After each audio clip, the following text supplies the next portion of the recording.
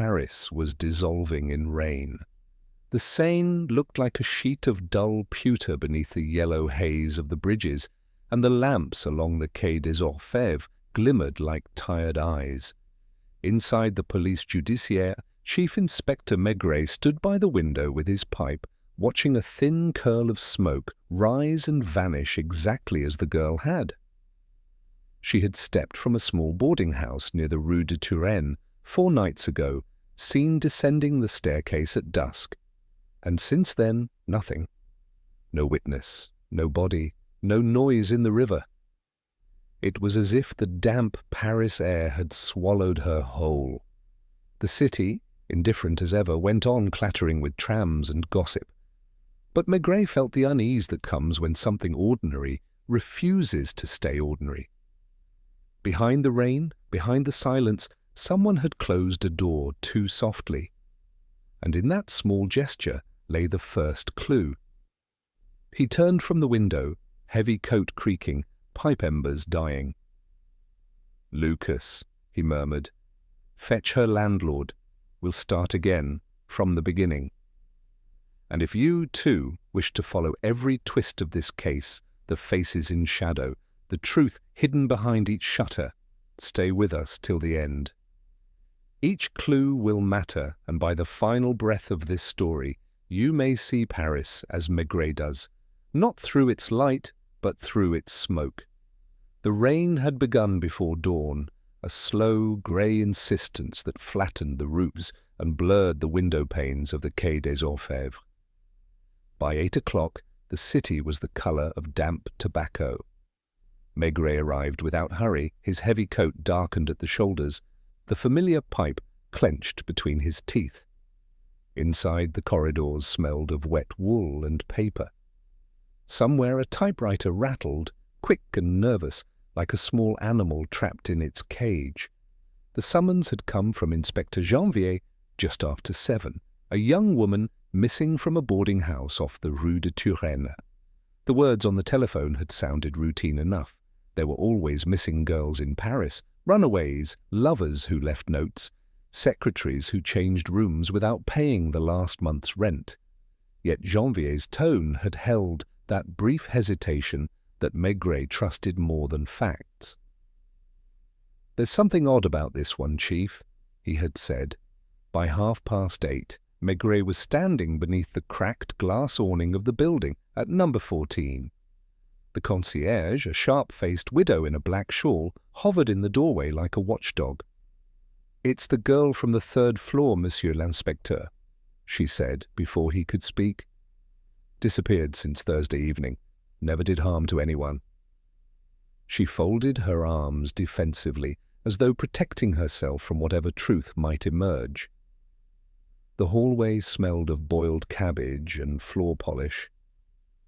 A gas lamp flickered, its mantles hissing faintly. Maigret took the stairs slowly, feeling the familiar weight of damp stone under his boots. He had always liked such houses, narrow, ordinary, self-contained worlds, where every creak and cough had meaning. On the landing, Janvier waited, hat in hand. His expression confirmed what Maigret had already sensed, the odd stillness that follows an event no one has yet named. "Room 3C?" Janvier murmured. "Her name's Élise Morel. 24, typist in a legal office on Rue Amelot. Neighbours last saw her around 6 p.m. Thursday. Since then, nothing. Bed untouched, cup of chicory coffee, still half full." Maigret entered. The room was small, almost delicate in its plainness. A narrow bed with a faded quilt, a writing table, a single window opening onto the courtyard where rain dripped steadily from the gutters. On the table lay a comb, a packet of cheap cigarettes, and an envelope addressed but never stamped. He touched it lightly. It bore no letter inside, only the faint impression of handwriting pressed through from another page. He noticed at once the cup Janvier had mentioned, a ring of cold liquid, the dark stain of coffee dried to the porcelain edge. Time measured itself in such residues. She wasn't the kind to run. Janvier said softly. How do you know? She paid her rent, no debts, quiet, no callers. Maigray's eyes moved to the wardrobe. Inside hung 2 dresses, both sensible, the colours of modesty.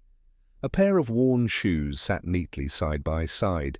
Everything spoke of routine, and yet something was missing, not an object, but an intention. The room lacked the faint disorder that living people leave behind. He leaned out the window. In the courtyard below, the concierge was arguing with a delivery boy. Her voice rose in shrill bursts that faded into the sound of rain. Across the way, a woman shook a mop from another window, indifferent to the policeman above. Paris was awake, oblivious. When Maigret turned back, Janvier handed him a small notebook they had found in a drawer. Between lists of errands and shorthand exercises was a line that made Maigret pause. Thursday, 6 o'clock. Pont-Marie. No explanation, no name. Only that. He tapped his pipe against the sill. We'll check the bridge first, he said. But before that, talk to the neighbours again, especially the tailor on the ground floor. He looks at everyone's shoes. Downstairs, the tailor's shop smelled of damp cloth and iron. The man, bald and obliging, looked frightened at the sight of police coats. Mademoiselle Morel? Ah, yes, a good girl, always polite. Bought buttons once, left her umbrella here by mistake last month. He hesitated, eyes flicking sideways. Thursday? Yes, she passed by, wore her grey coat, the small hat with ribbon. She seemed distracted. I remember because she didn't greet me. Was anyone with her? No one, but later, near closing, I saw a man standing under the awning across the street, watching the doorway. He wore a grey hat, too, like an office clerk's. I thought nothing of it. Back outside, the rain had thinned to mist. Maigret lit his pipe, feeling the familiar satisfaction of the first draw. The taste mixed with the smell of wet stone and horse dung from the passing cab. Details accumulated quietly, like sediment, a girl who vanished, a man who watched, a note of meeting at Pont-Marie. Nothing yet, and already the outline of something taking shape. By noon, the Seine was a darker ribbon, swollen by rain. Maigret and Janvier walked along the embankment, boots slick with mud. Bargemen shouted to each other from under dripping tarpaulins.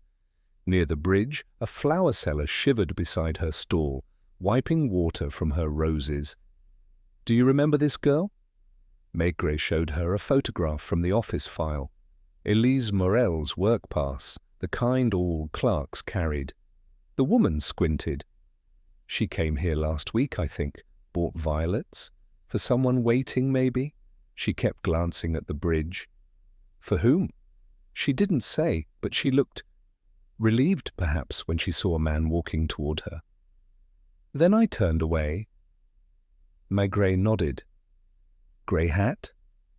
The woman frowned. Could be. I remember the umbrella more. It was white, like she wanted to be seen. They crossed the bridge slowly, stopping where the railing bore a recent dent. Below, the water eddied lazily, carrying scraps of wood and a broken bottle. Nothing else. Yet Maigret remained there longer than necessary, pipe unlit now, eyes distant. Do you think she jumped? Janvier asked quietly. No, the desperate make noise. This was silent. They walked back toward the Quai des Orfèvres as dusk settled prematurely over the city. The gas lamps flickered alive, small planets in the fog.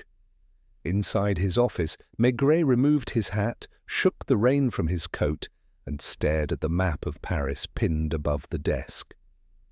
He marked a circle around the Rue de Turenne, another by Pont-Marie, then drew a line connecting them.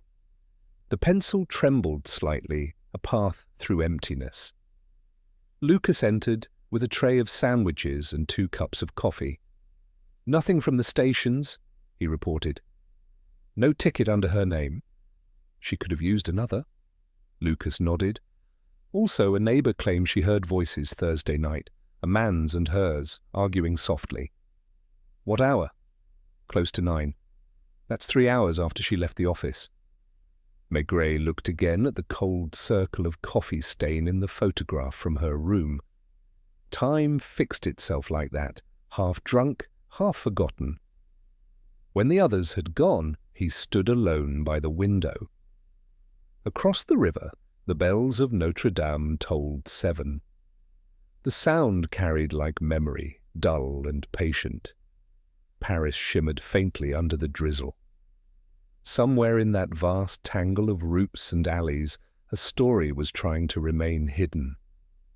He thought of the girl's room, the orderliness, the absence of struggle, and of the man in the grey hat, patient enough to wait through rain. There was no violence yet, only design.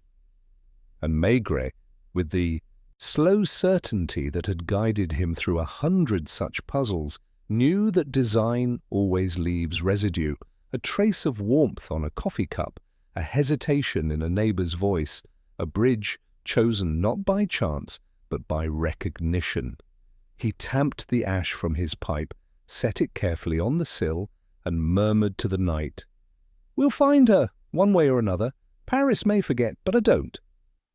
Outside, the rain resumed, fine, persistent, almost invisible.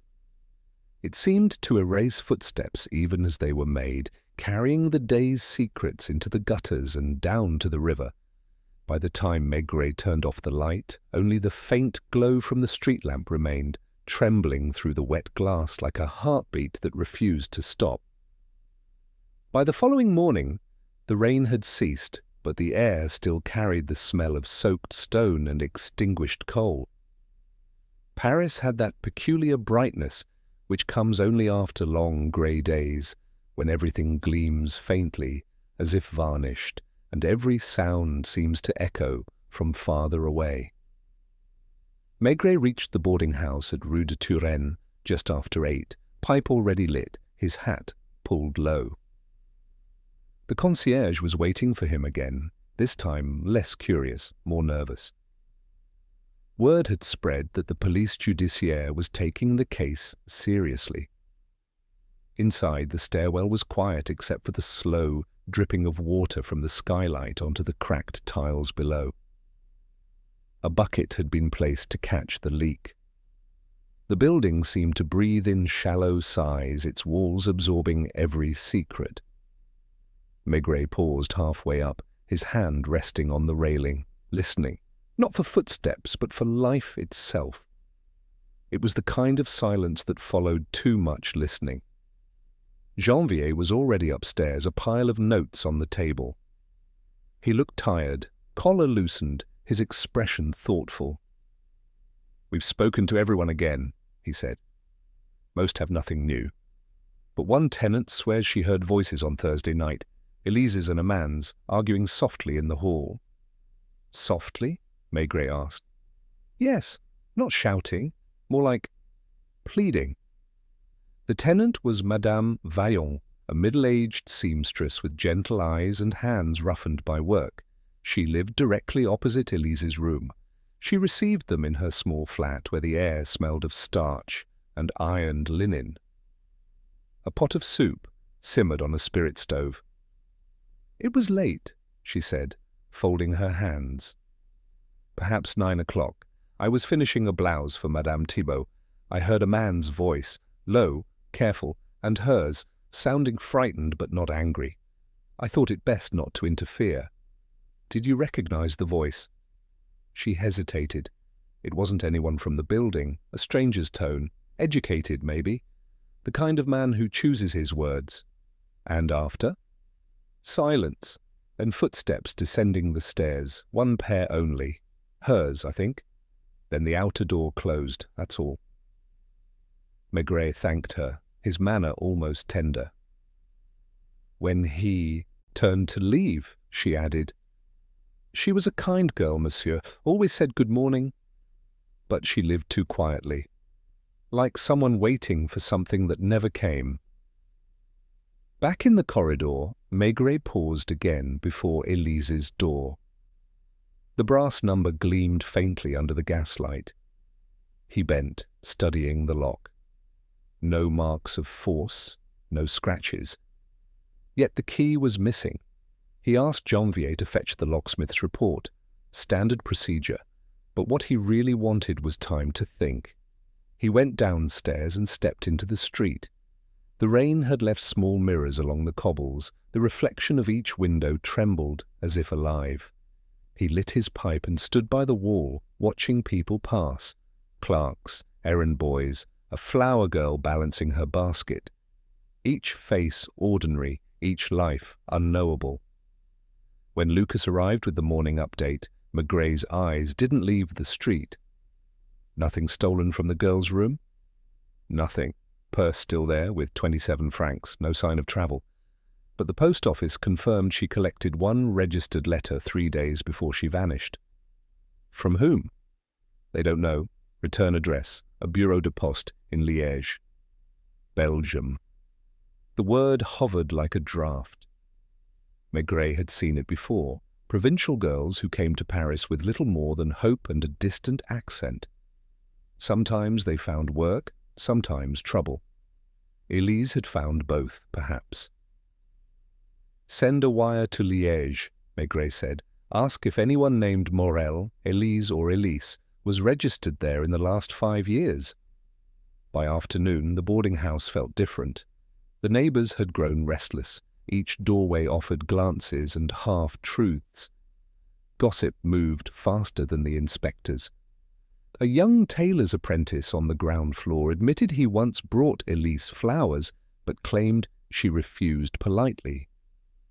She said she was promised to someone, he murmured, embarrassed. I thought it was just an excuse. At the end of the corridor, a retired postal clerk with spectacles thick as bottle bottoms insisted he'd seen a tall man waiting by the gate the previous week. Grey hat, yes, and gloves. The kind of gloves you don't buy at the market. Maigret took note without comment. He knew better than to believe too much, yet each fragment added tone to the portrait forming in his mind. The girl, modest, but not naive. The man, careful and patient. The encounter, arranged and deliberate. By 5 o'clock the light had turned to amber. Maigret went once more into Elise's room, this time alone. He closed the door softly behind him, removed his coat, and stood in the centre listening. There was a smell of dust and soap, and beneath it something faintly sweet, lilac perhaps. He opened the drawer again, found a small handkerchief embroidered with her initials, a theatre ticket dated the night she vanished. The show was at the Théâtre du Gymnase, a comedy. Elise hadn't gone. The ticket was still crisp, unstamped. He looked around slowly, eyes tracing the marks of her life, the indentation on the pillow, the faint circle where a clock had once stood, the scrap of wallpaper curling behind the bedpost. The room spoke, not loudly, but persistently. Every absence is a kind of speech. He sat on the edge of the bed, pipe in hand, letting the smoke form slow spirals in the air. In his mind, the sounds of that Thursday night replayed. Low voices, a door closing, rain beginning again. He imagined her descending the stairs with that careful step of someone who doesn't wish to be heard. Did she meet him outside, or did she keep walking alone under her white umbrella toward the Pont Marie? The door creaked. Janvier entered quietly, holding a telegram. From Liège, he said. A woman named Elise Morel registered as a domestic there 4 years ago, left without notice after 3 months. No trace since. Maigret nodded. The timeline fit too well. A provincial girl moving between invisible employments, vanishing once before, and again now. But the second disappearance carried design. She had learned how to leave. He stood, placing the telegram beside the cold coffee cup. She was someone's secret, he said, and secrets have a way of repeating themselves. Outside, the evening had grown sharp. The first lamps flickered along the Rue des Francs-Bourgeois, their glow smudged by mist. Maigret and Janvier walked in silence toward the corner cafe, the kind of place where milk steamed behind the counter and the clock above the door always ran slow. The patrons glanced up, but quickly looked away. Policemen brought weather of their own. Over 2 small glasses of white wine, Maigret watched the rain start again. It traced soft lines across the window, distorting the reflection of his face until it seemed older, gentler. "She trusted someone," he said quietly. "Not out of foolishness, but out of fatigue. People vanish when they can no longer bear their own story." Janvier said nothing. He knew better than to interrupt these moments when the chief's thoughts worked their slow way to shape. When they returned to the Quai des Orfèvres, the city had folded itself into darkness. The lamps along the Seine cast trembling paths over the black water. In his office, Maigret spread the day's notes across the desk, studying them like constellations. No clear pattern yet, but each point connected by something unseen, an emotion perhaps, or guilt. He reached for the telephone, its receiver cold to the touch. "Lucas," he said, "find the records of all missing girls in the last 6 months with Belgian origins. Cross-check with anyone using false names or forged papers. There's a thread here. We'll find it if we keep pulling." After he hung up, he stood by the window once more. The river moved heavily below, indifferent, eternal. Somewhere in the distance, a train whistled, faint and mournful. Maigret imagined Elise stepping onto a platform, her small suitcase clasped in both hands, her eyes searching the crowd for the man in the grey hat. He could almost hear her footsteps echoing down the stairwell again, softer and softer until silence claimed them. The inspector drew on his pipe, the ember flaring briefly.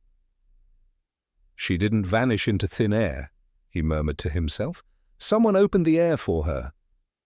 And in that single thought, heavy as the smoke curling toward the ceiling, the city seemed to lean closer, as though Paris itself were listening. Paris wore a brighter sky the next morning, a brittle, deceptive blue that made the wet pavements shine like lacquer.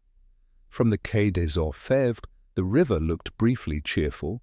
Children tossed crusts to the gulls near the Pont Neuf, and the first warmth of late morning pressed gently at the window panes. Maigret disliked such days during a case. They suggested clarity, while everything important remained stubbornly opaque.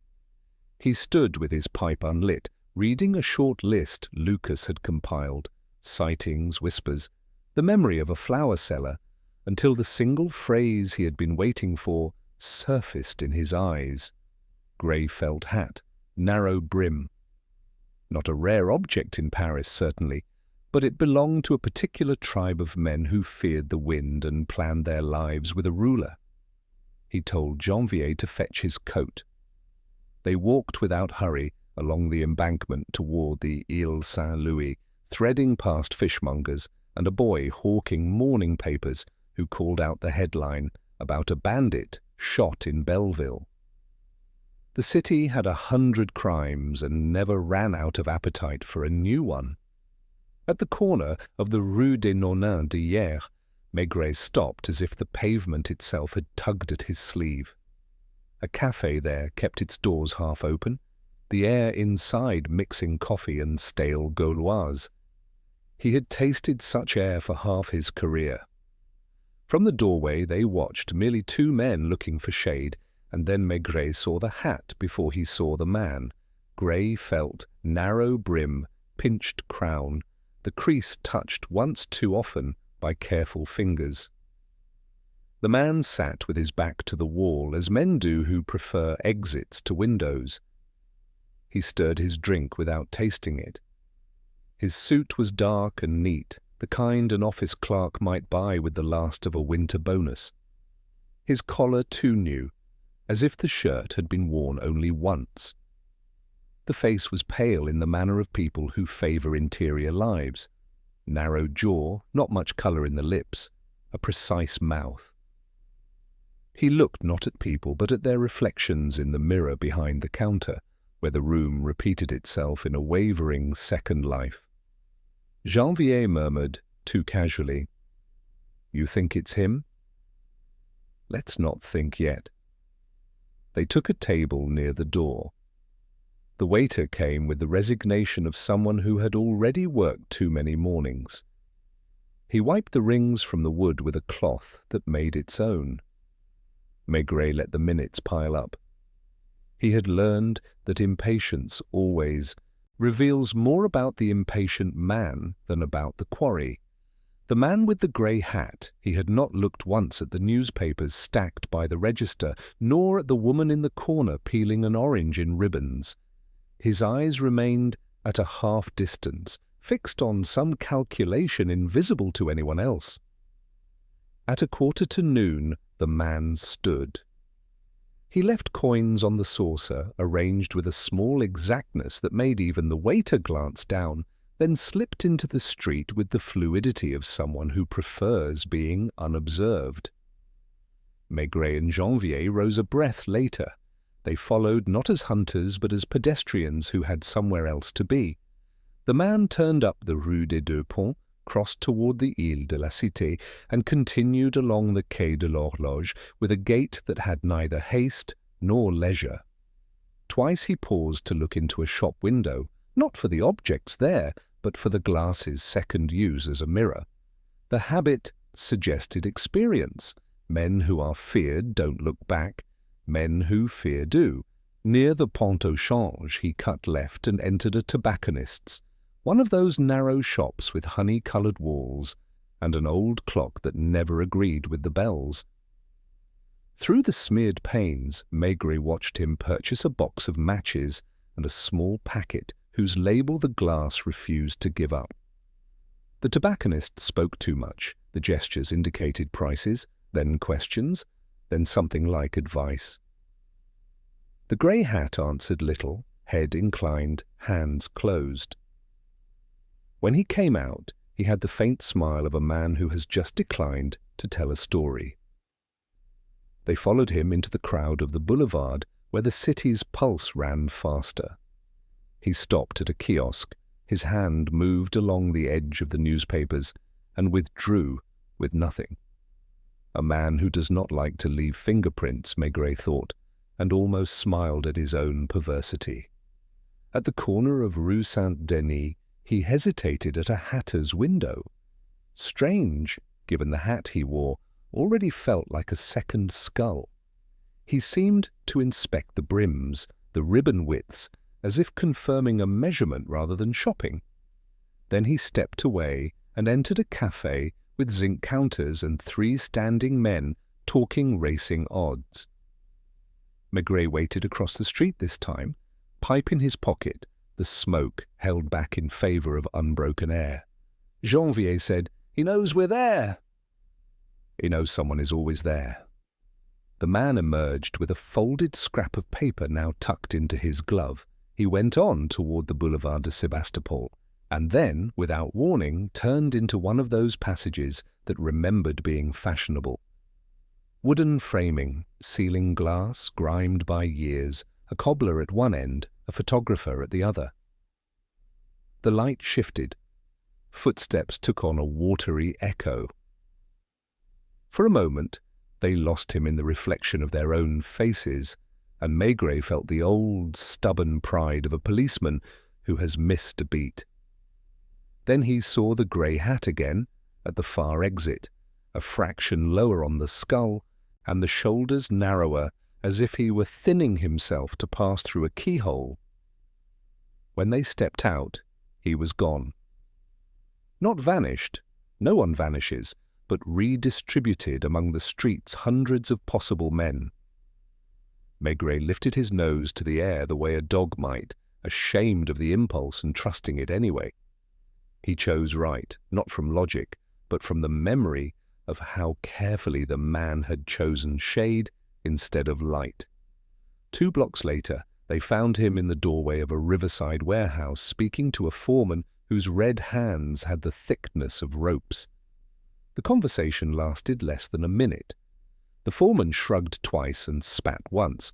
The grey hat nodded once and left a coin that seemed to offend the foreman's pride even as he pocketed it. They let him draw distance again. On the Pont Marie, where the boards always smelled faintly of tar, when the sun came, the man paused to watch the water. He didn't lean, he stood like a statue with a temporary mind. And then he did something that interested Maigret more than anything else that morning. He opened the matchbox, just purchased, and removed 2 matches, which he placed back with a small card the size of a postage stamp, written on in a cramped hand. He depressed the striker to set the card below the sticks and closed the lid with a click. A private envelope, concealed as trivia, the kind of trick you learn once and use forever. He turned away and nearly collided with a woman who laughed in apology and then forgot him as quickly. At the end of the bridge he discarded the empty paper of a chocolate au lait into the gutter, and as he did so the matchbox fell from his pocket. He bent to retrieve it, glanced around, saw only the indifferent flow of faces and walked on, the box now in his palm. The gesture told Maigret 2 things. The object mattered, and the man worried about clumsiness in a world that punished it. A child would have followed him closer, too close. Maigret hung back far enough to lose him again at the next turning, and then, as planned, found him once more when the city narrowed to a single practical route. They trailed him into a quartier of small ateliers where oil stains wrote hieroglyphs on the stone. In front of a printing shop, the kind that advertised business cards and theatre notices, the grey hat finally stopped. He glanced up at the sign as if reading a familiar word for the 100th time, then went in. Maigret waited 3 full minutes before following. The shop was long and smelled of ink and metal shavings. The press occupied the back like a sleeping animal. A boy with blue-black fingers looked up with a quick intelligence that pretended to be boredom. "For you, monsieur?" "A card," Maigret said mildly. "But not my name yet." He let his eyes adjust, noting the racks of type, the drawer left ajar where small, blank rectangles waited to be printed with temporary truths. He could feel the boy's slight nervousness. It tasted of apprenticeship and secrets. "You had a gentleman just now. Grey hat. What did he want?" The boy's look flinched toward the inner door. "Monsieur Desrand handles special orders," he said, with too much precision. Names rarely arrive that readily unless rehearsed. "He's not here." Maigret smiled without warmth. "No?" And yet the bell rang twice. From behind the inner door a chair scraped. A man appeared wiping his hands on a rag. He had a face that could be mistaken in crowds, thin with the pallor of late nights and little food, and the same careful gaze as the man from the cafes. But the hat now on the peg behind him was brown. Clothing and names, Maigret thought, can be exchanged with less ceremony than a handshake. "Can I serve you, monsieur?" the man asked. "Perhaps," Maigret said. He drew out his wallet as if considering a purchase and let a corner of his identification show, no more than that. "I need cards, good ones, and perhaps a small thing printed with a sober letter that isn't mine." The man's smile didn't move his eyes. "We make cards, yes, we do not make errors." "Of course." Maigret's gaze drifted, lazy as smoke, to the waste tray where misprints slept. On top lay a slip with the letter M, repeated in multiple fonts as if someone had been deciding which M would be most convincing. Next to it, a tiny rectangle the size of a postage stamp, blank, except for a margin line and a pinprick, where a needle had tested paper quality. He didn't touch it. He merely registered its existence in the catalogue he kept behind the eyes. And what of matchbox labels? he added casually. Curious size for a calling card. The man folded the rag once, then again. We print nothing so small. The law dislikes small things. The law dislikes big things too, Maigret said gently. They regarded one another with that Paris civility that is also a duel. The boy pretended to yawn. His fingers trembled minutely. Janvier, who had stood a step behind, let his gaze rest on the peg where the brown hat hung. Water still spotted the brim. A grey felt lay on the shelf above it. Maigret thanked them with an old-fashioned politeness that made the boy flush. He took a card with the shop's address and left without looking back. In the street he lit his pipe and said, as if to the smoke, "Déran." Janvier glanced sideways. "You knew the name?" "I prefer to let names volunteer. They tell you how they want to be used." He exhaled. "He isn't only a forger. He arranges disappearances the way a tailor arranges pleats, so the cloth falls without drawing attention." They walked toward the canal where barges moved with the patience of old horses. Along the rail, children ran, and a woman argued with a fishmonger about the price of a carp that still twitched. The ordinary life of Paris pressed close, indifferent to Déran and his matchbox messages. Yet Maigret felt that curious lightness. That came when a case, previously as heavy as wet wool, suddenly allowed a sliver of air. A man, a shop, a method. Not answers, never so early, but a road that existed, and roads led somewhere. Back at the Quai des Orfèvres, Lucas had already returned with more fragments. A landlord in Belleville remembered renting a furnished room to a man who sometimes called himself Durant, sometimes Diray. The initials suited Déran as well as any other. He paid on time, the landlord had said in his clumsy cursive, and he never spoke loud enough for me to recall his voice. The note lay on Maigret's desk next to a small parcel, wrapped in brown paper. Inside the parcel, a theatre programme from the week Élise disappeared, with a clean tear through the page where the leading man's photograph should have been. "Found under the Pont Marie steps," Lucas said. "The river police brought it in. Could be nothing." "Could be the habit of a man who dislikes faces," Maigret said. He turned the programme over and over, as if it might confess if dizzy. Then he set it down, went to the window, and watched the afternoon grow tired. Across the water, the cathedral darkened to the colour of old bread. In the glass he saw his own reflection with the pipe in the corner of his mouth, and thought, not for the first time, how odd it was that a life could be spent reading other people's lives and still remain a mystery to itself. He imagined Élise stepping into that printing shop not as a client but as a breath that made the flame of Déran's careful existence waver. A girl who had vanished once in Liège learned the taste of erasure and now had come to Paris to attempt it properly.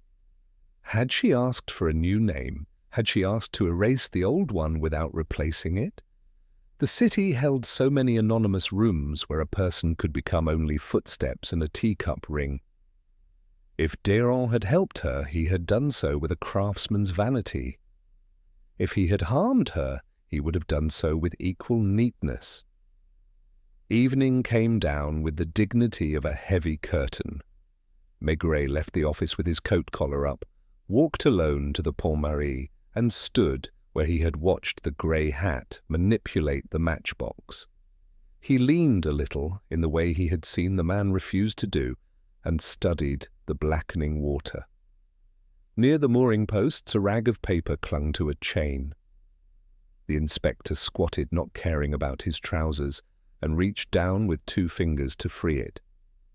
It was no card, only the corner of a shop bill, the ink run to tears. But as he held it up to the lamp, a single letter showed clear, the one letter that refuses to drown, M. He did not smile. He merely folded the scrap and placed it in his pocket, as one keeps a promise. Then he turned from the river and made for home with that heavy, reassuring slowness of his, the gait of a man who knows that answers do not swim to the light. You go down to fetch them, or you wait until the current sets them by your boot. In the fogged window of a closed bakery, he caught his reflection again and thought of the grey hat bending over the matchbox, of a girl with a white umbrella who wished to be seen, of Paris, which prefers not to remember. He drew on his pipe, found it unlit, and did not bother to strike a match. The night didn't need more fire. The office was still when Maigret arrived the next morning. The janitor's broom moved somewhere far down the corridor, a soft, steady rhythm like someone sweeping a memory into order. He removed his hat, hung it on the stand, and lit the stove himself before anyone else came. The flame wavered, sighed, then steadied, throwing slow gold against the ceiling. For a while he stood watching it, thinking of how many mornings began exactly this way, with the same rituals, the same silences, the same small expectation that today the air would give up its secret.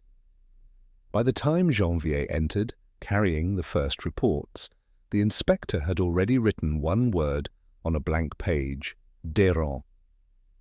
It sat there, thick and blunt, the way a name does when it has begun to breathe. "He's clean on paper," Janvier said, sitting down. "Registered citizen, small business license renewed each year, taxes paid, lives alone above the shop. No wife, no clerk apart from the boy we saw." "People who live alone build rooms that talk for them," Maigret murmured. "We'll visit?" The morning had a pale, dusty sunlight that made the streets look younger. When they reached the Rue des Cascades, the shutters of the printing shop were half closed, leaving a narrow slit of shadow.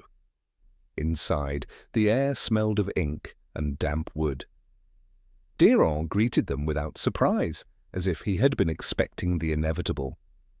His eyes showed neither fear nor ease, just a weary amusement. "You've been busy, Monsieur Déran," Maigret said, looking at the presses. "New commissions?" "Always. Paris is a city of paper." The boy was gone. The inspector's gaze lingered on the small staircase at the back, curtained off with a piece of coarse linen. "You live upstairs?" "Yes." "Would you mind?"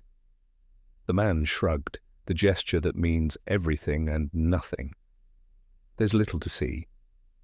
They climbed into a space that seemed suspended outside time. It was smaller than Maigret expected and darker. The window was boarded halfway up, allowing only a narrow band of light to cut across the table where a cold meal had been left untouched. The air was thick with the smell of kerosene and stale bread. Against the wall stood a narrow bed, a wardrobe, and, beside it, a trunk with a rusted lock. Maigret's eyes went first to the details: the single pair of boots by the bed, the coat draped too neatly over a chair, the absence of any personal photograph. Even men without families usually keep a trace of themselves, a newspaper cutting, a mirror, something to verify their existence. Déran had none. "This is a room for sleeping, not living," Maigret said quietly.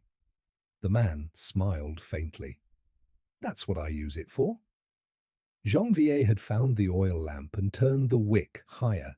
Its flame carved deep lines into the wall, showing stains that looked like old damp, but were shaped almost like fingerprints. Beside the lamp stood a small glass bottle, half filled with violet ink, and a sheaf of blank cards. On top lay one finished specimen. The lettering was fine, feminine, A. Morel. Maigret felt the slow tightening in his chest that comes not from surprise but from confirmation. He turned the card toward the light. "When did you print this?" Déran's voice remained calm. "Months ago, perhaps. I can't remember every name that passes my press." "You remember this one?" Maigret said. "She was the kind who left silence behind her." The man didn't answer. The lamp crackled, oil catching dust. Maigret studied his hands, ink-stained, long-fingered, trembling slightly. Not guilt, but fatigue, maybe conscience. The inspector set the card down gently. Did she pay in cash? Yes. Did she come alone? For the first time, the man hesitated. She waited outside. Someone came later to collect the order. I delivered it at the Pont Marie myself. Maigret nodded slowly. Thursday evening? I believe so. The silence that followed filled the room like fog. Then Maigret said, almost kindly, "You have good memory for a man who prints so many names." When they left, the sunlight felt too sharp. On the pavement, Maigret stood still, pipe unlit, listening to the city breathe around him.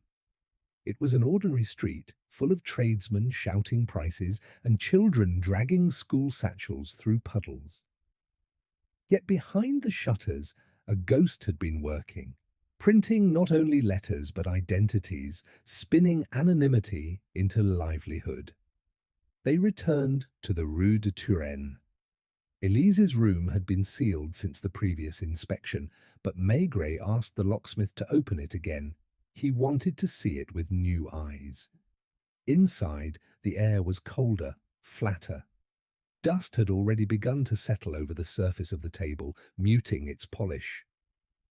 He stood in the middle, letting the memory of her presence rise faintly through objects. His gaze drifted to the mirror. A hairline crack ran down one side, doubling his own reflection into two faces that did not agree. Beneath it, the drawer he had once opened halfway caught again. This time, he pulled harder. It came free, revealing a hollow space beneath. There, folded neatly as if awaiting discovery, lay an unfinished letter. The paper was thin, the handwriting small and disciplined. I'm tired of waiting. You promised quiet, but quiet is not the same as peace. I will come to you once more, and if the bridge is empty, I shall know everything. No signature, no date, only the faint trace of perfume that had outlived its owner. Janvier read it over his shoulder. M could be anyone. Or everyone, Maigret said.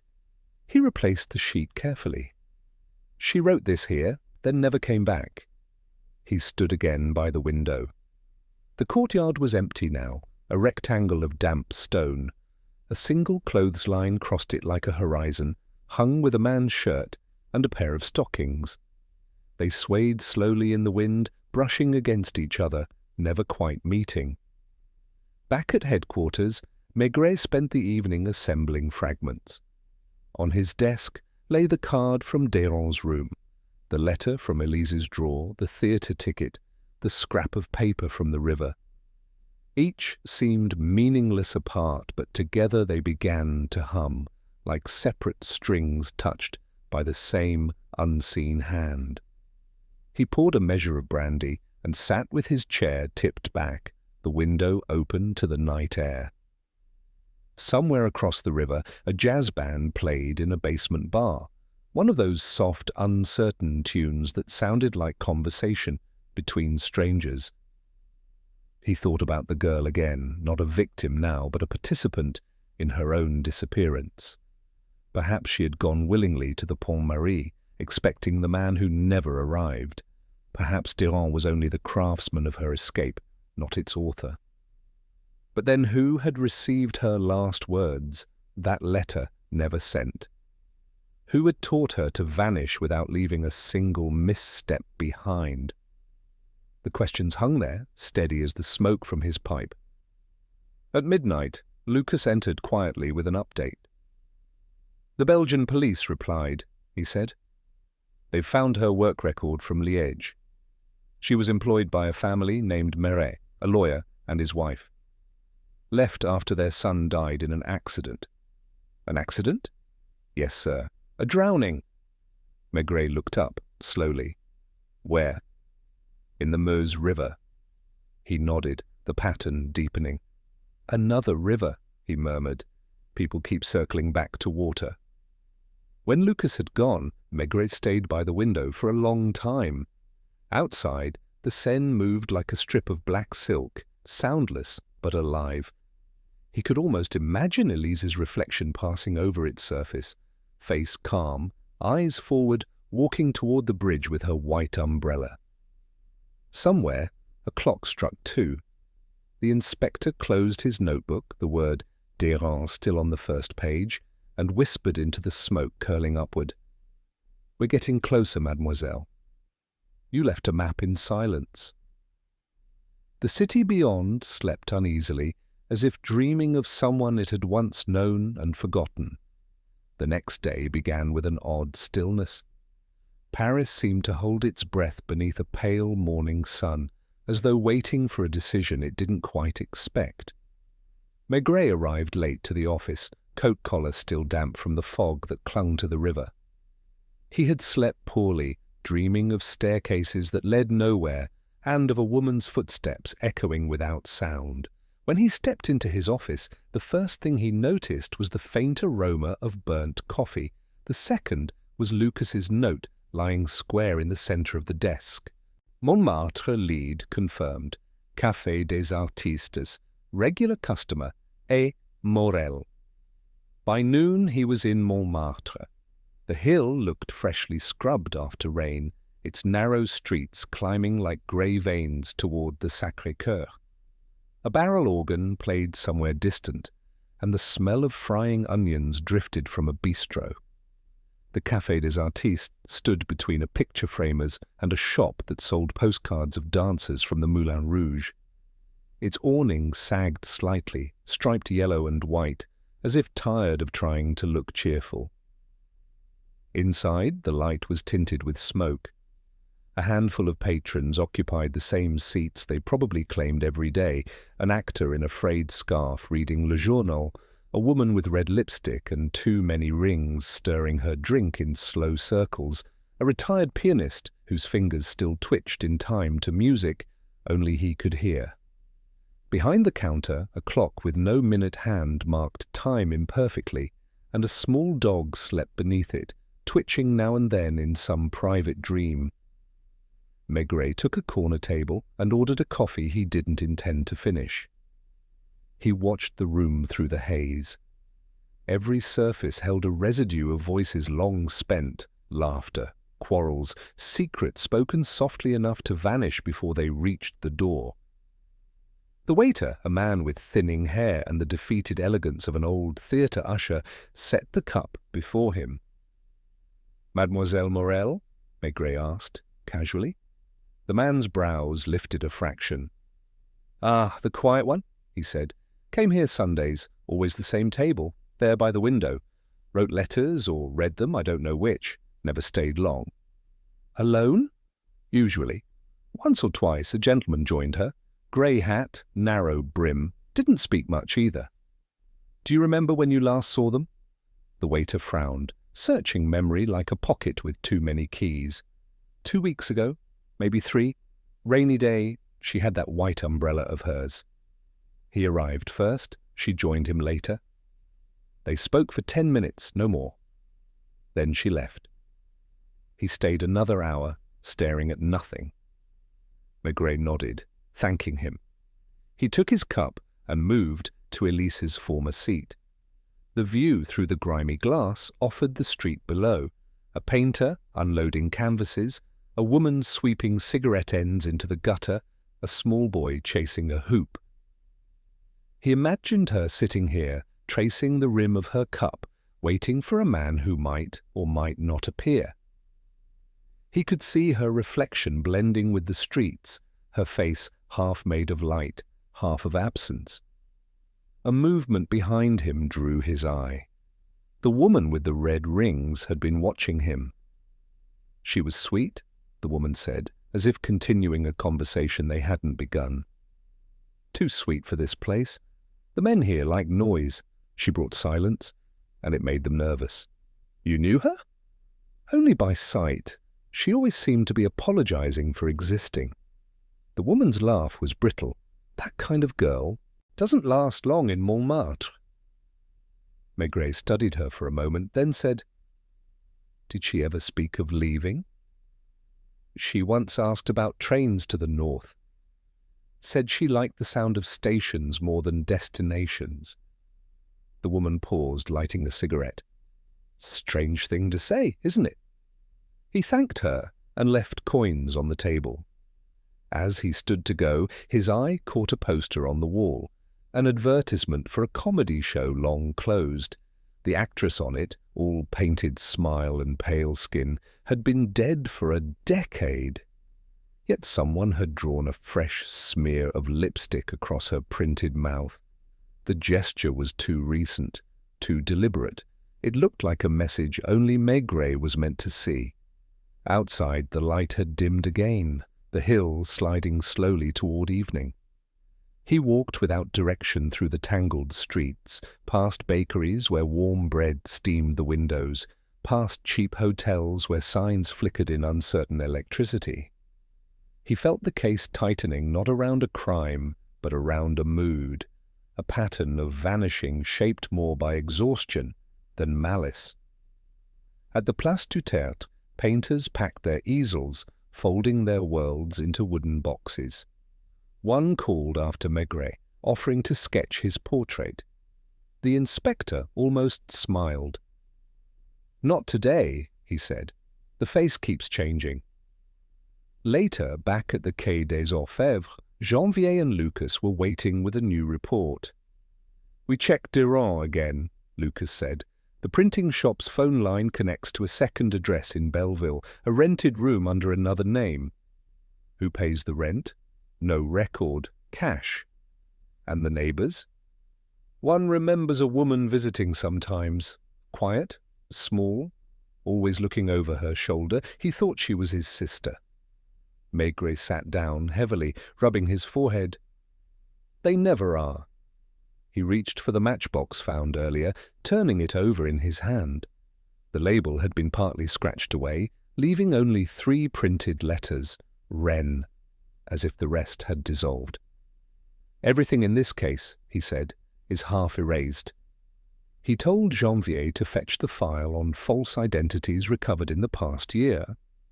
When the younger man returned with the thick folder, Maigret didn't open it. He only stared at the cover. We keep records of those who want to be remembered, he said. But what about those who work hard to be forgotten? That night, he returned to Montmartre. The café was nearly empty, the lights dimmed low. Only the pianist remained, his fingers ghosting across an invisible keyboard. Maigret ordered nothing. He sat at Elise's table again, staring at the lipstick mark on the dead actress's poster. Somewhere outside, a car horn wailed, then faded into silence. He thought about the man in the grey hat, Derans or Durant or Deray, whatever name he preferred. He thought of the girl with her white umbrella, her half-written letter, her unsent words. Perhaps they had met here for the last time, both aware that meetings only postpone endings. Perhaps that lipstick on the poster was not mockery, but a memorial. He rose, paid silently, and stepped into the cool night. The streets of Montmartre glittered faintly with recent rain. Music drifted from a distant bar, mingling with the smell of wet cobblestone and tobacco. The inspector lit his pipe and began to walk downhill, coat collar up, eyes lowered as though following invisible footprints. Each corner seemed to hold the echo of her steps, each shadow the ghost of her voice. Somewhere, perhaps, she was alive, living under another name, sitting in another café, waiting for a train that would never come.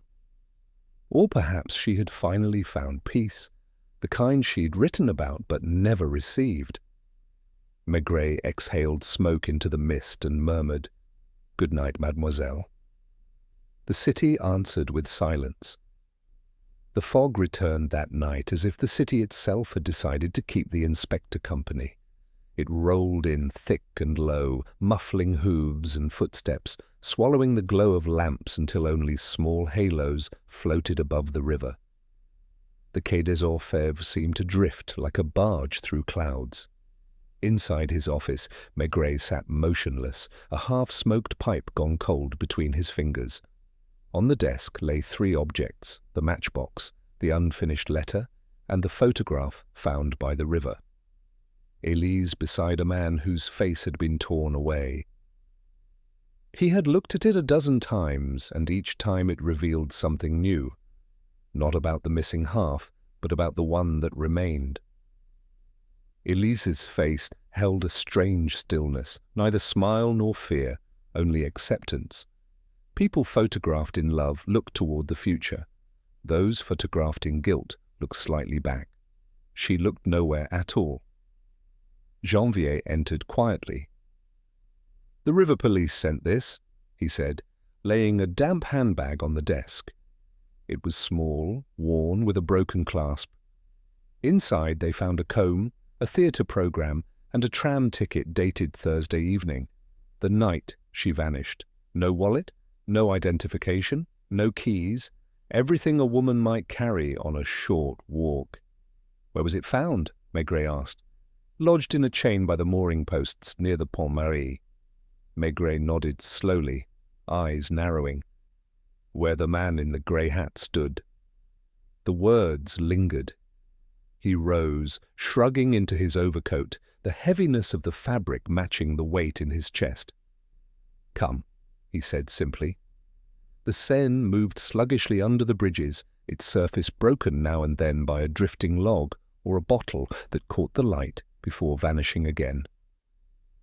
A single boatman worked the oars of his barge, singing softly to himself, a tune with no words. The mist gathered around Maigret's shoulders, cool and damp.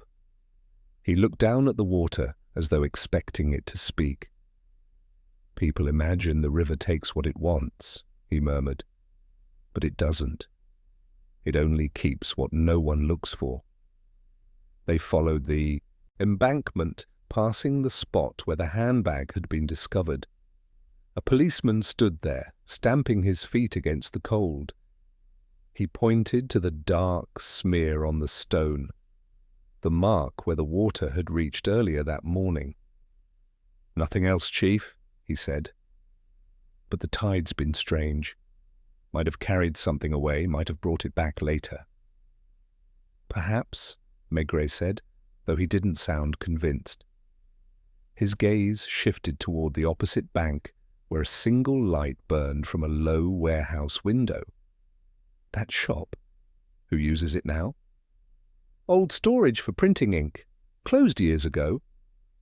"Then someone has been keeping the lamps paid." They crossed by the Pont Marie, their boots echoing faintly on the planks. The door to the warehouse was unlatched. Inside, the air was thick with the smell of oil and mildew. Dust rose like breath under their steps. On a workbench near the wall lay a scattering of paper scraps, cuttings of names, letters, fragments of addresses. Among them, Maigret found one that made his stomach tighten. Morel, typiste. The same card that Desrand had shown him, now torn in half. He held it up to the lantern's light. "Someone wanted her to exist only halfway," he said. "No more, no less." They searched the rest of the space. In a corner stood a small stove, cold but recently used, a bottle of cheap wine half empty beside it. A coat hung from a nail, a woman's grey wool, with one button missing. Inside its pocket, a folded tram ticket identical to the one found in the handbag. Janvier exhaled sharply. So she was here. Maigret said nothing. He imagined her sitting in this room, wrapped in that coat, waiting. The river murmured against the walls outside, the same sound it made when carrying secrets. By dawn, the fog had thinned enough to reveal the outlines of the bridges again. From the Quai de l'Hôtel de Ville, newsboys shouted the latest headlines: "Mystery of the missing girl, police without clues." The photograph in the paper showed Élise smiling faintly, cropped to hide the tear. Beneath it, a line in smaller print: Rumors suggest connection to a foreign counterfeiting ring. Maigret crushed the paper into his pocket. The press always solves cases by imagination, he said bitterly. Too bad they never solve them for the right reasons. Back at headquarters, the commissioner was waiting, his moustache bristling like a man pressed for time. "You're feeding the papers, Maigret," he said sharply. "They're painting her as a spy. The ministry doesn't like stories that make Paris look unsafe." "The ministry likes comfort," Maigret replied. "Comfort has nothing to do with truth." When the commissioner left, slamming the door harder than necessary, Maigret leaned against the window and watched the city waking. Across the river, smoke rose from the chimneys of bakeries, the scent of bread mixing with coal dust. He thought again of Elise's letter, "Quiet is not peace," and wondered what she had meant. Perhaps this was her peace, to dissolve into the fog, unclaimed, unanswerable. By afternoon he returned to the warehouse alone. The police tape hung slack, fluttering in the damp breeze. The light through the boarded windows had turned the colour of pewter. He stood in the same spot where the coat had hung, staring at the shadow it left behind on the wall. A thin beam of sunlight struck a patch of floorboards, and for an instant he saw something glint beneath the dust. He bent down, brushing it free. A silver button, small, feminine, engraved faintly with a letter M. He turned it over in his hand, cold as ice. "M," he whispered. "The man, the letter, the name she couldn't finish." He pocketed it carefully, as though it were a heartbeat that might stop if mishandled.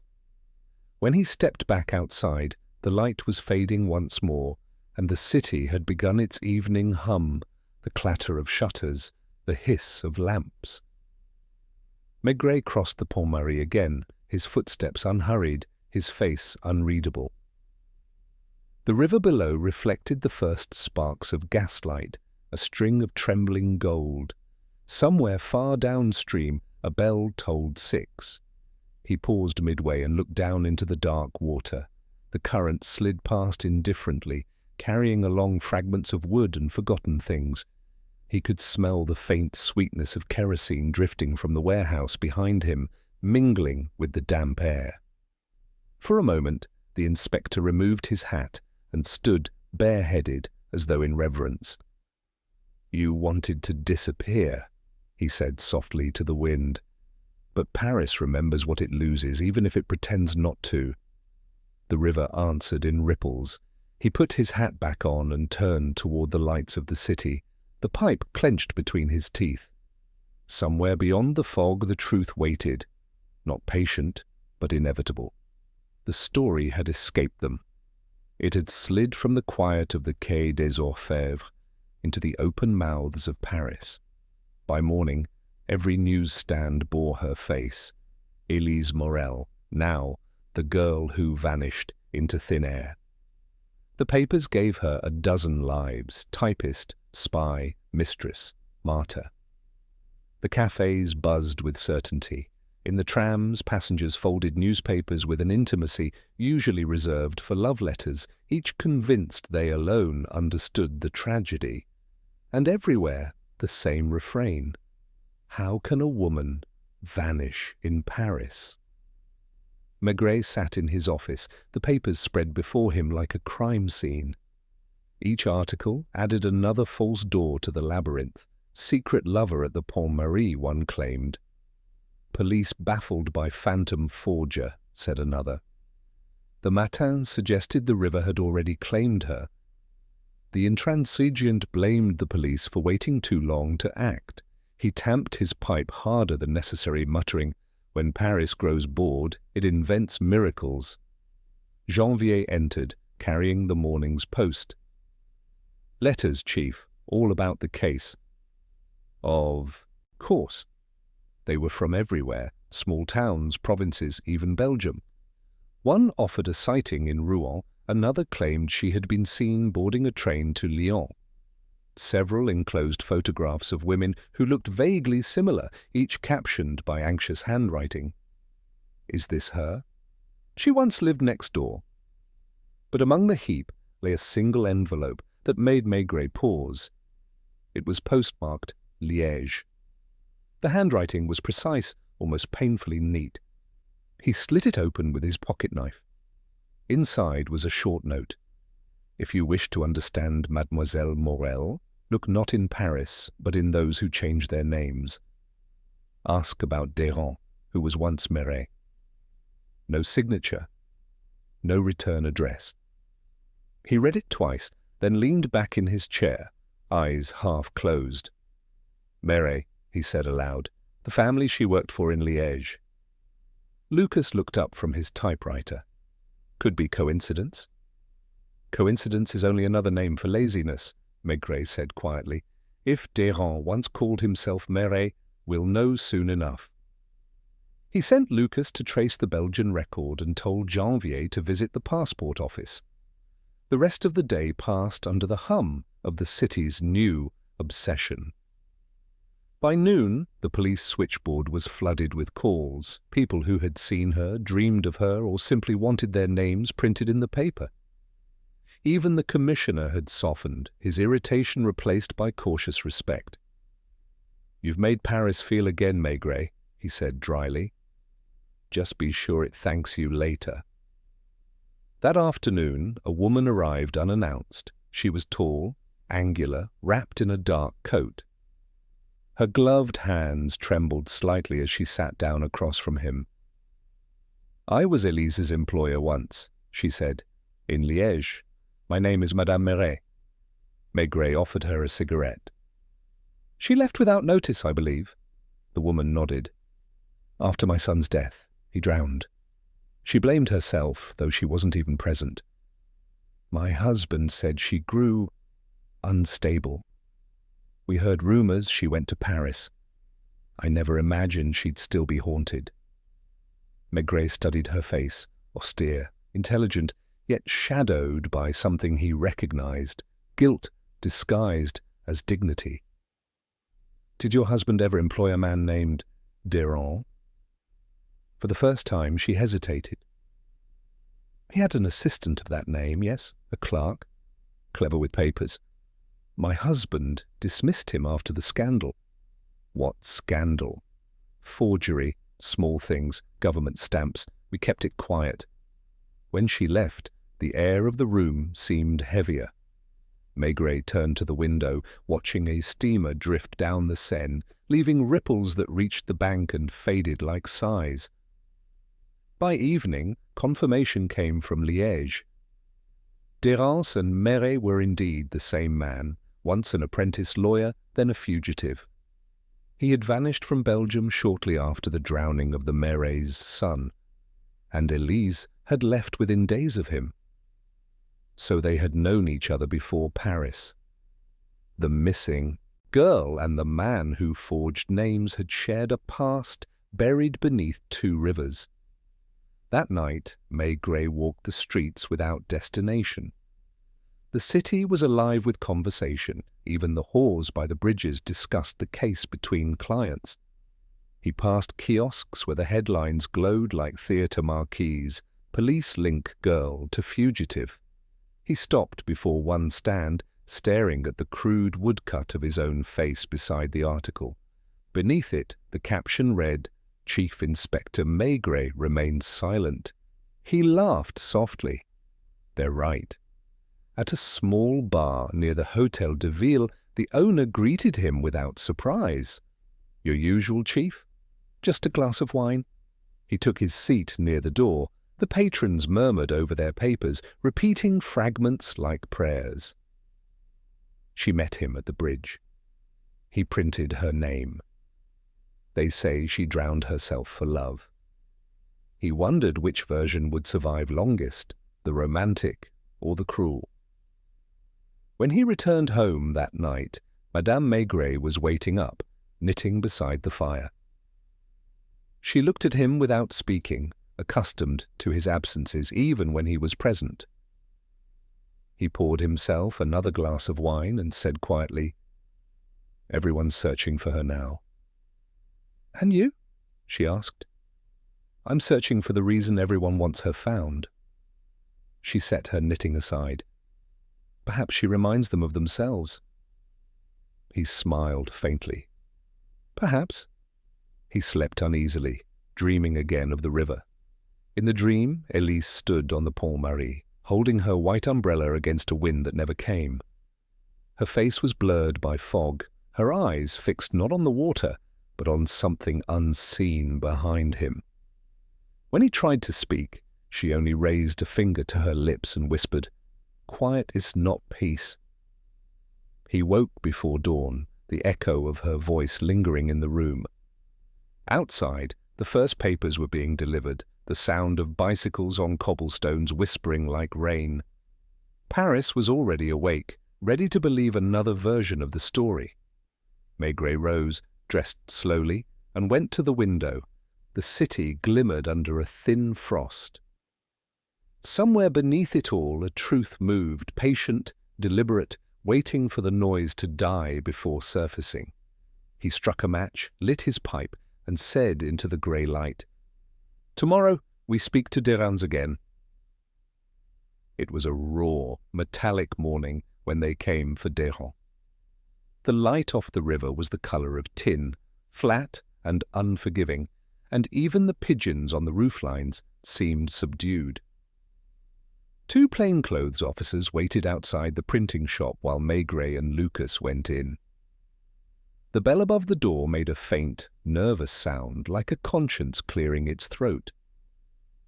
Derans looked up from his press, the movement unhurried, almost courteous. The ink had stained his fingers to the colour of bruises. "Inspector," he said softly, as if greeting an expected guest. "You might have sent word. I could have arranged coffee." Maigret studied him a long moment before answering. "You've had too many arrangements already." There was no resistance. Derans merely removed his apron, folded it with care, and followed them outside. The street was nearly empty, save for a milkman who paused to stare as they passed. Paris had already read its morning paper. It knew what to expect. At the Quai des Orfèvres, the interrogation room felt colder than usual, the walls sweating faintly from the damp. Maigret left him there a while, seated alone, before entering. When he did, he carried no file, no paper, only his pipe, unlit. "You've been busy," Maigret began. "Liège, Namur, then Paris. New shops, new signatures, new people. You borrow names the way other men borrow umbrellas, always just long enough to keep dry." A flicker passed behind Derans' eyes, gone before it reached his mouth. "I print names, Inspector. The borrowing is done by others." Maigret sat down opposite him, heavy and deliberate. "You knew Elise Morel in Liège." "I knew a girl by that name." "She worked for your employer, Maître Meret." "She worked for his wife." "And the son who drowned?" For the first time, the man's hands tightened around each other. "He was 15, he said. "It was an accident." "Was it?" Derans met his gaze. "You enjoy unpicking people's sorrows, Inspector." "No," Maigret said simply. "But I do it anyway." He lit his pipe, let the smoke curl slowly between them.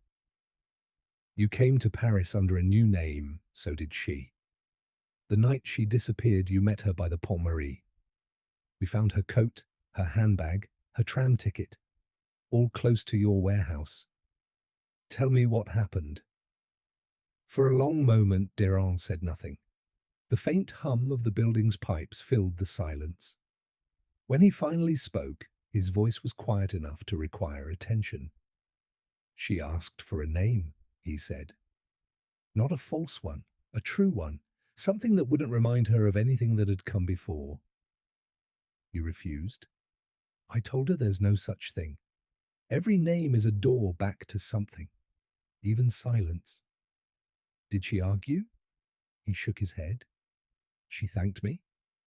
"And then?" I walked her to the bridge. She said she wanted to see the water. It reminded her of Liège, she said. She smiled. And then she walked away. That's all. Maigret watched him carefully. You didn't follow? No? You didn't push her? Would it change what you think if I said I didn't? It might change what I know.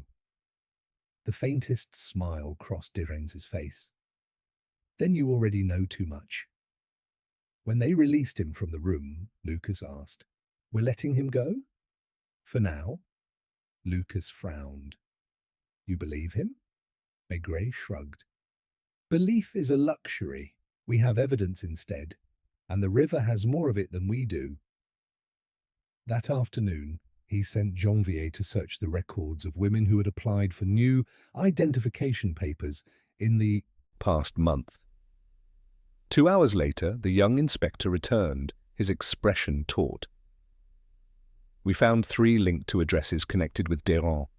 All women, all disappeared afterward." Maigret looked up sharply. "How far back?" "A year, maybe more." "So he's been doing this for some time?" They went together to the second of those addresses, a modest apartment near the Canal Saint-Martin. The landlady was a cheerful widow who talked without breath. Yes, the gentleman with the hat. Such manners. He paid the rent for a lady, said she was his cousin, stayed only 2 weeks, quiet as a nun, left one night without saying goodbye. I cleaned the room myself, empty except for a picture frame turned face down. That word again, frame. Maigret's pulse slowed, heavy, thoughtful. "Do you still have it?" She fetched it from a cupboard. Inside was no photograph, only the yellowed imprint where one had been, a shadow in paper form. He traced the edge of the frame with his thumb. "He leaves space behind him," he murmured. "That's his signature." Back at the quay, the city's noise pressed faintly against the windows, bells from barges, a newsboy shouting a new headline, "Police question printer in girl case." Maigret ignored it. He sat in his chair, pipe unlit, the office thick with the smell of damp tobacco. "What if she isn't dead?" he said finally. Janvier looked up. "Then where is she?" "Where people go when they've been erased. Somewhere just outside memory." He leaned forward, eyes half closed, and spoke as if to himself. "Desrens builds identities like bridges. Some hold, some collapse. But Elise wasn't one of his customers. She was his accomplice. The girl didn't vanish from him. She vanished with him." He rose suddenly, the decision solid in his bones. Have him followed, quietly. If he writes a letter, if he buys a ticket, if he even changes his hat, I want to know. That evening, Maigret walked once more along the Seine. The fog had lifted, but the air retained the taste of iron and rain. The lamps threw their trembling reflections onto the water, so that every light seemed to be searching for its twin. He stopped at the Pont Marie, leaning over the rail. The current moved darkly below. Somewhere, beneath that steady motion, was the city's memory. Mud, coins, bones, stories. He thought of Elise walking there that night, her coat buttoned to the throat, her hair drawn back like someone preparing for confession. Perhaps she had looked into the water not with despair, but with recognition. A river is only a mirror if you know how to look. He smoked until the bowl of his pipe went cold. The world was silent except for the faint lap of water and the ticking of his watch.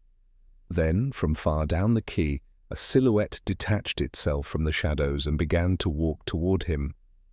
A man, hat low, coat collar raised. Maigret did not move. He waited. The figure stopped midway across the bridge, then turned away again, vanishing into the fog toward the Ile Saint-Louis. "Of course," Maigret murmured. "He came to see if the river would give her back." He didn't follow. Some truths, he knew, revealed themselves only to those who waited long enough in silence. He would wait. And somewhere behind the veil of Parisian night, he imagined her voice again, low and calm, as if speaking not to him, but to the water itself. Quiet is not peace. The air had turned brittle, the kind of cold that makes glass sing when a door closes too hard. The canal lay motionless under a skin of mist, its surface holding the pale shapes of barges like ghosts that had forgotten how to move. Maigret stood on the footbridge, watching his own breath vanish. The reports in his pocket were light, but they pressed against him as if weighted with lead. Every line pointed here, to this narrow street where the houses leaned inward, and the curtains never opened before noon. Lucas waited by a lamp-post, hands in his pockets, stamping his feet for warmth.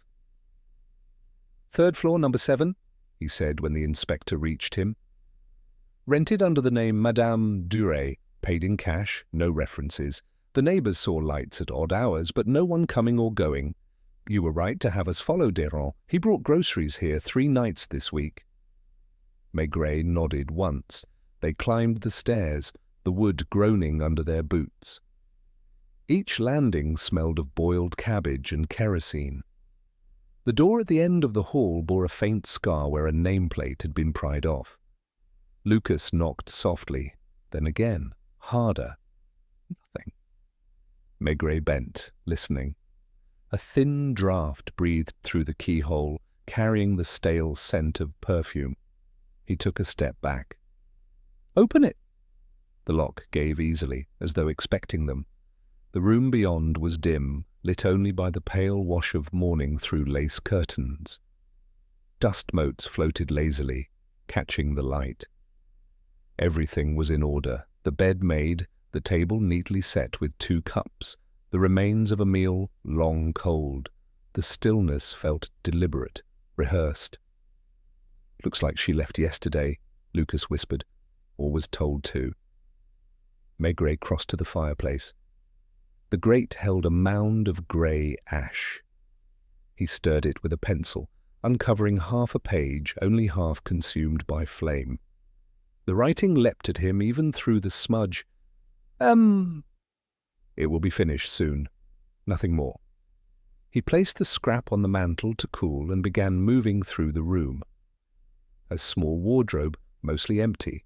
A suitcase under the bed containing only a folded nightdress and a train timetable for Liège. On the window-sill, a single white umbrella, its fabric yellowed with dust. Lucas said, "You think she came back?" Maigret didn't answer. He was staring at a photograph on the dresser, a cheap silver frame turned face down, exactly as the landlady had described in the previous address. He lifted it slowly. The glass was cracked. Behind it, the photograph showed 2 figures blurred by motion, Elise, unmistakable even in shadow, and beside her the outline of a man half obscured by glare. Not Deron. Someone younger, broader in the shoulders. The boy from Liège, perhaps. The drowned one, returned as a memory.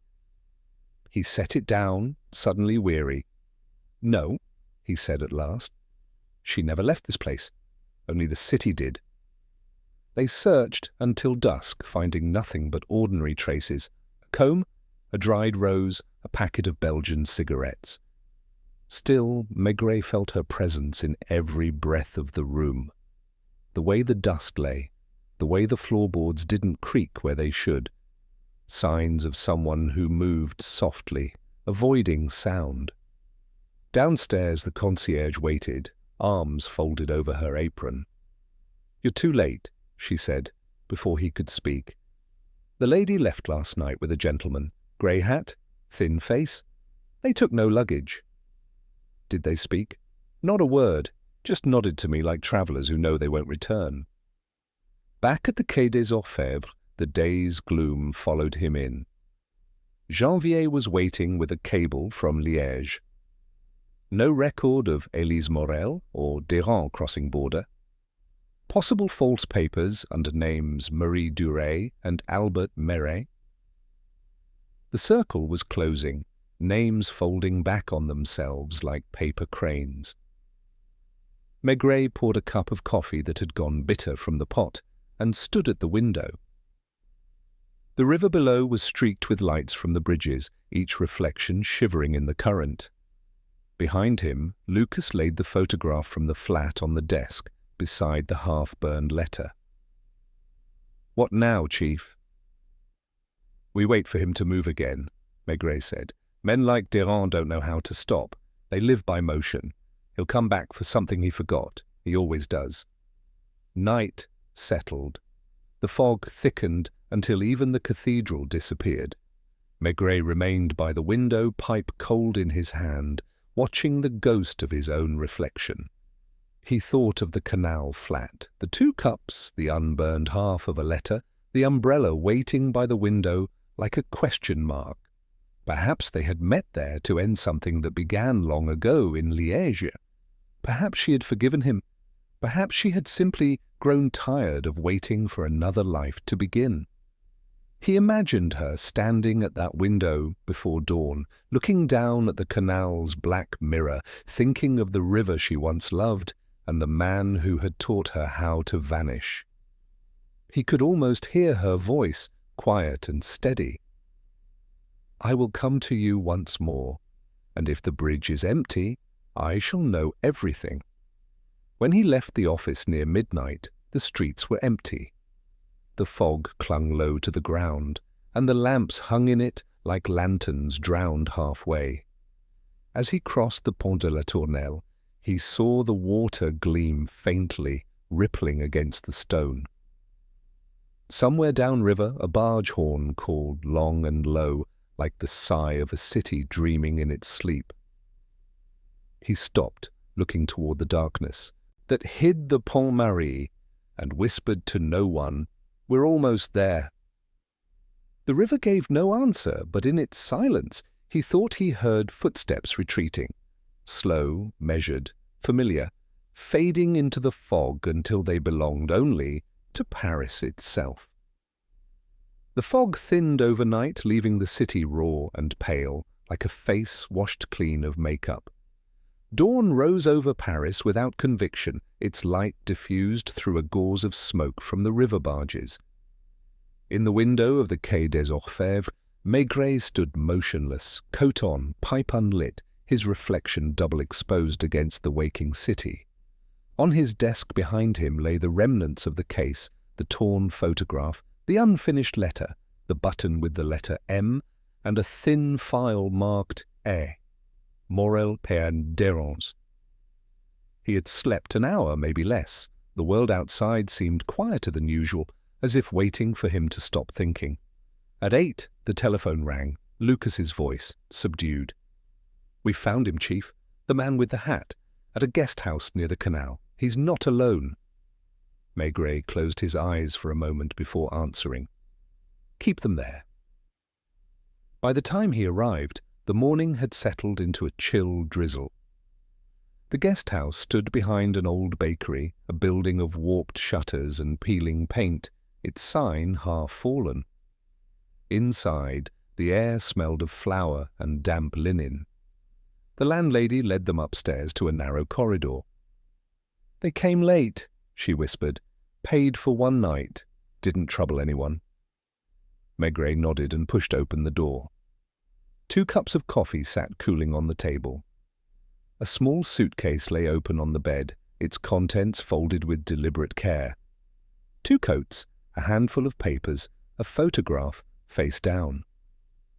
At the window, Elise Morel stood watching the rain blur the canal below. She turned as the door creaked, her face thinner, older, but unmistakably hers. The grey hat hung on a peg behind her. For a heartbeat, no one spoke. Then she said quietly, "You took your time, Monsieur Maigret." He removed his hat. "I prefer to let people find themselves before I do." Durand sat in the corner, expressionless, hands resting on his knees. The weariness in him was immense, yet it had the peace of surrender. "You've had Paris looking for you," Maigret said. Elise smiled faintly. Paris was never looking for me. It was looking for a story. I just happened to be convenient. He looked around the room. The newspapers say you're dead. Would you like to correct them? She shrugged lightly. What difference would it make? A dead woman troubles no one. A living one must explain herself. Maigret came closer, the floorboards sighing beneath his weight. Explain it to me, then. Durand raised his head, his voice low. We tried to start over, twice, once in Liège, once here. But the past kept arriving in new envelopes. Every false name eventually reads like an accusation. She wanted quiet, I promised it. But quiet turns poisonous when... It's built on lies. Maigret studied Elise's face. And so you decided to vanish. Her eyes softened. We didn't vanish. We stepped aside. There's a difference. Did you plan to die? No, only to disappear. Why the bridge? The river? She looked past him, toward the faint shimmer of water through the rain.